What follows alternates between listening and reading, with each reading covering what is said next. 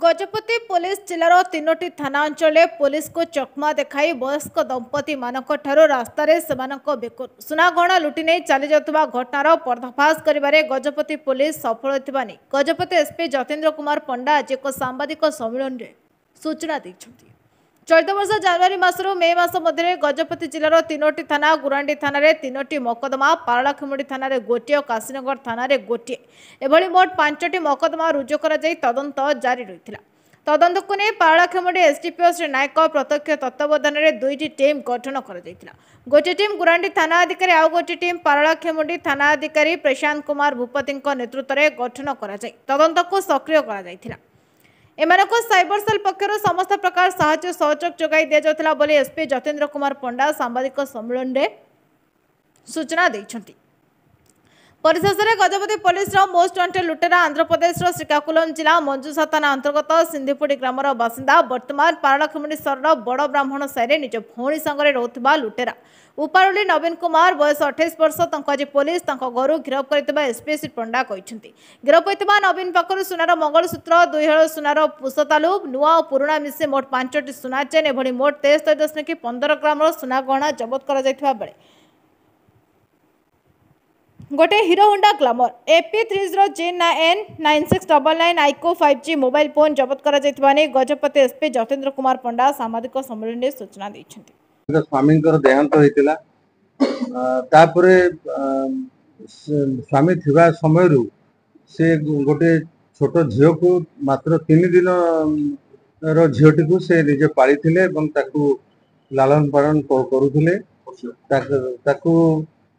पोषिया कन्या हिसाब से ग्रहण करते तार समस्त पढ़ा पढ़ी अन्य समस्त दायित्व से तुलाऊले जमती जड़े माँ जड़े झीर दायित्व निए से भाया नहीं परवर्ती समय से झीटी बड़ है से इंग्लिश मीडियम स्कूल पढ़ा चाहिए जो भुवनेश्वर सुविधा है ना जो राजलक्ष्मी से झील को लेकिन आसिले पारलाखेमुंडीर सुंडी साई रही भड़ा घरे रही आमर स्थानीय पारलाखेमुंडी केंद्रीय विद्यालय ना लिखिले से 8म श्रेणी में पाठ पढ़ुला कौन सी कारण तार पारलाखेमुंडीर जनेक युवक सहित संपर्क होता 2 जन भितर प्रेम संपर्क गढ़ी से युवक ये झीटी को मंद बुद्धि दे विभिन्न समय पाखु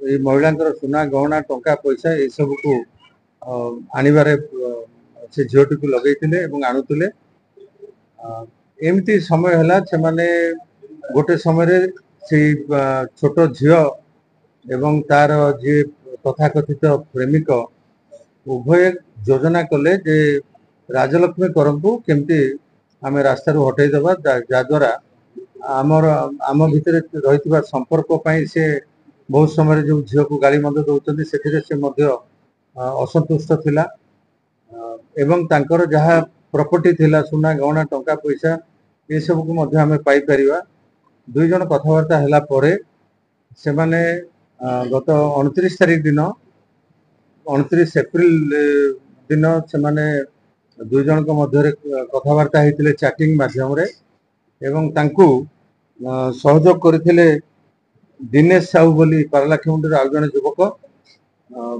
गोटे निशा बटिका बा निशा गोली कौन सी खाद्य पदार्थ रे राजलक्ष्मी को से छोट झीटी दे देथिला या परे राजलक्ष्मी गभीर निदरे शोइथिबा अवस्था रे ये गणेश एवं दिनेश सेठी घर पछपटू आसी पहुंची थिले से समय ये छोट झीटी सहयोग करथिला गोड़ 2टी को दिनेश धरथिला बेले मुहरे तकिया मारी बसथिला गणेश एवं से राजलक्ष्मी हाथ 2टी को छोट झीटी चापी धरथिला एहीपरि भाव में तकिया जाकी मृत्यु वरण करने पर्यंत मैंने तकिया जाकी रखिले से मृत्यु हो गला परे ये छोट झीटी राजलक्ष्मी भाई भाउज जो मैंने कि भुवनेश्वर रहती फोन करी जे मम्मी अकाल वियोग हो गला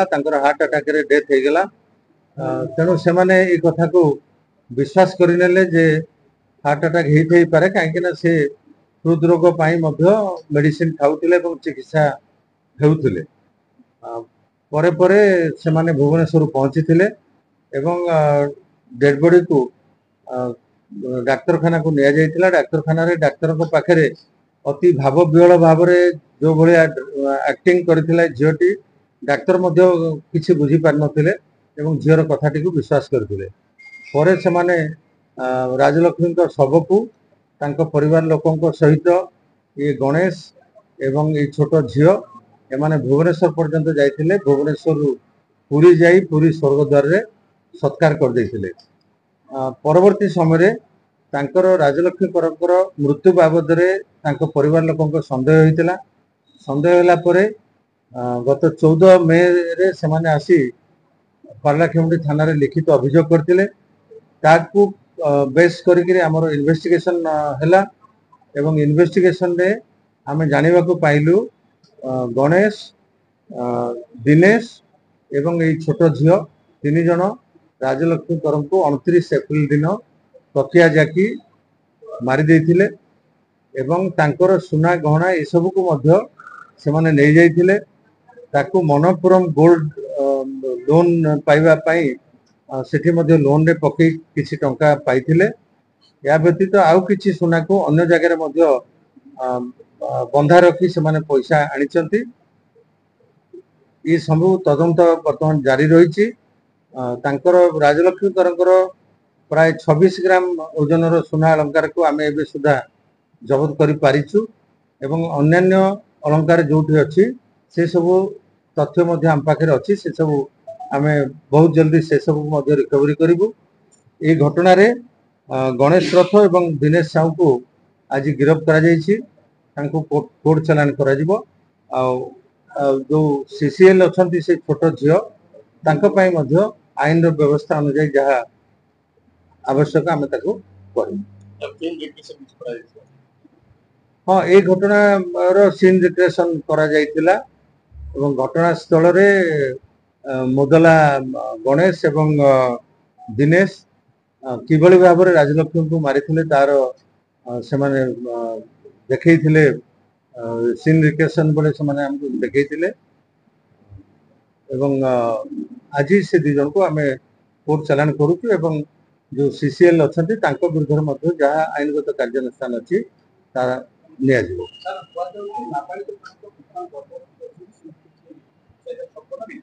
ନାଇଁ, ତାଙ୍କୁ ଆମେ ମେଡିକାଲ ଏକ୍ସାମିନେସନ ସମସ୍ତଙ୍କୁ କରିଛୁ, ତାଙ୍କୁ ମଧ୍ୟ କରିଛୁ। ମେଡିକାଲ ଏକ୍ସାମିନେସନ ରିପୋର୍ଟ ଆସିଲା ପରେ ଆମର ଅଧିକ ତଦନ୍ତ ହବ। ଯଦି ସେଭଳି କିଛି ଥିବ ତାହେଲେ ସେ ବାବଦରେ ଆବଶ୍ୟକ ପଦକ୍ଷେପ ନିଆଯିବ। ମୁଁ ତ ମୂଳରୁ ସେୟା ହିଁ କହୁଛି ନା, ନାବାଳିକା ମଧ୍ୟରୁ ଗଣେଶ ରଥଙ୍କ ସହିତ ତାଙ୍କର ଅତି ନିବିଡ଼ ସମ୍ପର୍କ ରହିଥିଲା। ସେ ଯିବା ଆସିବା କରୁଥିଲେ। ଗଞ୍ଜାମ ଜିଲ୍ଲା ବ୍ରହ୍ମପୁର ସାଉଥ ବ୍ୟୁରୋ ଚିଫ୍ ଶରତ ଚନ୍ଦ୍ର ନନ୍ଦଙ୍କ ରିପୋର୍ଟ, ନ୍ୟାୟବତୀ ଟିଭି।